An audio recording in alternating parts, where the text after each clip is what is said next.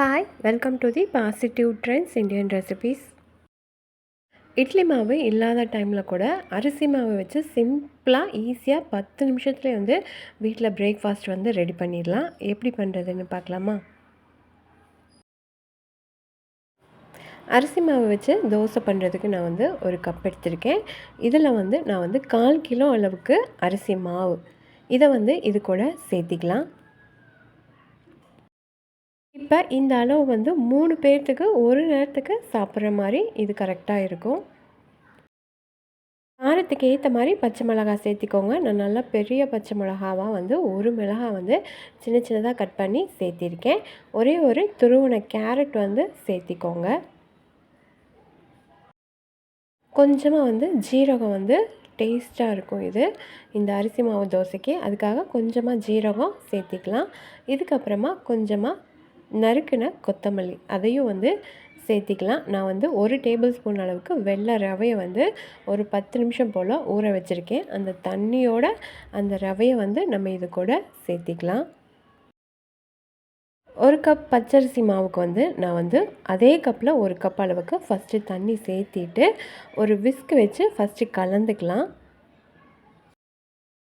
அரிசி மாவு மட்டும் வச்சு நம்ம தோசை ஊற்றும்போது கொஞ்சமாக நல்லா வதன்னு இருக்க மாதிரி இருக்கும். இந்த மாதிரி ரவையும் சேர்த்து பண்ணும்போது நல்லா மொறுன்னு வரும். தோசை சூப்பராக வரும். அதுக்காக தான் ரவை கொஞ்சம் ஆட் பண்ணியிருக்கோம். இப்போ 1 கப்பு சேர்த்து இந்த அளவுக்கு மிக்ஸ் பண்ணியிருக்கு. மறுபடியும் இன்னொரு கப் அளவுக்கு நம்ம தண்ணி அதே கப்பில் நம்ம தண்ணி சேர்த்திக்கலாம். இந்த அரிசி மாவு தோசையோட டேஸ்ட்டுமே பார்த்திங்கன்னா அவ்வளோ நல்லாயிருக்கும். விஸ்கு வச்சு கலந்துக்கும் போது தான் கட்டி இல்லாமல் வரும். அதுக்கப்புறமா கலந்ததுக்கப்புறமா நம்ம கரண்டி யூஸ் பண்ணிக்கலாம். இப்போ இந்த அளவுக்கு தண்ணியாக கிடச்சிருக்கு. 1 கப் மாவுக்கு 2 கப் அளவுக்கு தண்ணி ஊற்றுனீங்கன்னா கரெக்டாக இருக்கும். இப்போது விஸ்கை எடுத்துட்டு நான் கரண்டி வச்சு நல்லா கலந்து விட்டுக்கிறேன்.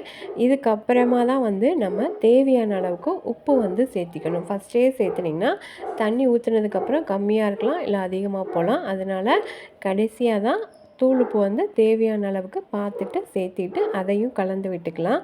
இது ஒரு 10 நிமிஷம் போல் அப்படியே இருக்கட்டும். அதுக்குள்ளே நம்ம தோசைக்கல்லை அடுப்பில் வச்சு சூடு பண்ணிக்கோங்க. கன்சிஸ்டன்சி பார்த்திங்கன்னா மாவு இந்த அளவுக்கு தண்ணியாக இருக்கணும். வீட்டில் நான்ஸ்டிக் இருந்தாலும் சரி, இரும்பு தோசைக்கல் எதாக இருந்தாலும் சரி, லைட்டாக ஆயில் கல் சூடானதுக்கப்புறமா லைட்டாக ஆயில் ஸ்ப்ரே பண்ணிக்கோங்க. அதுக்கப்புறமா கல் சூடானதுக்கப்புறமா நம்ம எப்போயும் ஊற்றுற மாதிரி நம்ம ரவா தோசையெல்லாம் எப்படி ஊற்றுவோம் அதே மாதிரியே நம்ம ஒரு கரண்டியில் எடுத்து இந்த மாதிரி நம்ம ஈக்குவலாக எல்லா பக்கமும் ஊற்றி விட்டுடலாம். தோசைக்கல் சூடானதுக்கப்புறமா தான் நம்ம லோ ஃப்ளேமில் வச்சுட்டு அதுக்கப்புறம் தான் மாவு ஊற்ற ஆரம்பிக்கணும். மாவு ஊற்றுனதுக்கப்புறமா மீடியம் ஃப்ளேமுக்கு மாற்றி வச்சுக்கோங்க.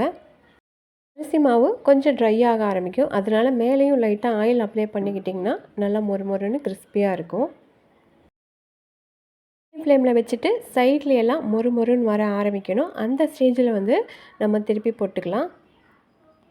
Side dish vegetable kurma already நான் வீடியோ போட்டிருக்கேன். மேலே லிங்க்கு கொடுத்துருக்கேன். டிஸ்கிரிப்ஷன் பாக்ஸ்லேயும் லிங்க்கு கொடுத்துருக்கேன், பார்த்துக்கோங்க.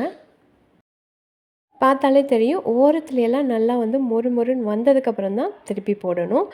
திருப்பி போட்டுட்டு ஒரு 2 நிமிஷம் போல் இதை மீடியம் ஃப்ளேமில் நல்லா குக் பண்ணிக்கலாம். ஃபஸ்ட்டு ஒரு 2 தோசை ஊற்றி உங்களுக்கு பழகிற வரைக்கும் கொஞ்சம் லைட்டாக பிஞ்சு தான் வரும். ஆனால் அடுத்த 3ஆவது தோசை ஊற்றும்போது உங்களுக்கே கரெக்டான கன்சிஸ்டன்சி தெரிஞ்சிடும். ஈஸியான அரிசி மாவு தோசை சூப்பராக ரெடி பண்ணியாச்சு. இன்றைக்கி இதுக்கு எங்களுக்கு சைட் டிஷ் காலிஃப்ளவர் கிரேவி, அதுவும் சூப்பராக இருக்கும்.